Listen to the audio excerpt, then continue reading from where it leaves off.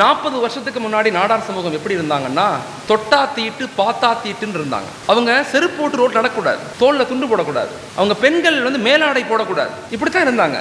ஆனால் இன்னைக்கு இந்திய வளர்ச்சியில் 50%க்கு அவங்க தான் காரணம்னு ஆய்வு சொல்லுது. அந்த அளவுக்கு அவங்க வளர்ந்ததுக்கு காரணம் என்ன? அப்போ என் பக்கத்தில் ஒரு மனிதர் இருந்தார், அவர் சரவணன், அவர் ஒரு டாக்டர். ஆக்சுவலாக அவங்க சொன்னாங்க, எங்கள் சமூகத்தினுடைய வளர்ச்சிக்கு முழுக்க காரணம் எங்கள் தாய்மார்கள் தான் சொன்னார். 40 வருஷமா அதிகாலை 4 மணிக்கு எழுந்திருப்பாங்க, எங்களை எழுப்பி விடுவாங்க. அவங்களுக்கு எழுத படிக்க தெரியாது, ஆனால் பக்கத்தில் உட்காந்து படிக்கண்ணு, படித்தா, படிமான்னு சொல்லிக்கிட்டே இருப்பாங்க எங்களை. அப்போ உலகத்தில் ஒரு சமூக கட்டமைப்பினுடைய மிக முக்கியமான பகுதி யாருன்னா பெண்கள்.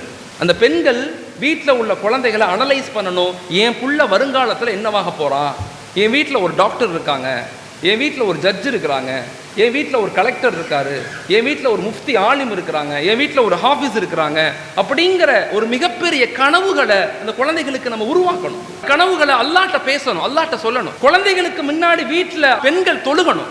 எனக்கெல்லாம் நல்லா ஞாபகம் இருக்கு, எங்கள் அம்மா தொழுதுட்டு சத்தமிட்டு துவா செய்வாங்க. நாங்கள் பக்கத்தில் படுத்திருப்போம். தொழுது காலைல சுபுகுக்கு எங்களை எழுப்பும் போது சொல்லுவாங்க, அத்தா நான் உங்களுக்காக துவா செஞ்சேன், நீங்கள் தொழுக போகும்போது எனக்காக நீங்கள் துவா செய்யணும், செய்வீங்களா அப்படின்னு கேட்பாங்க.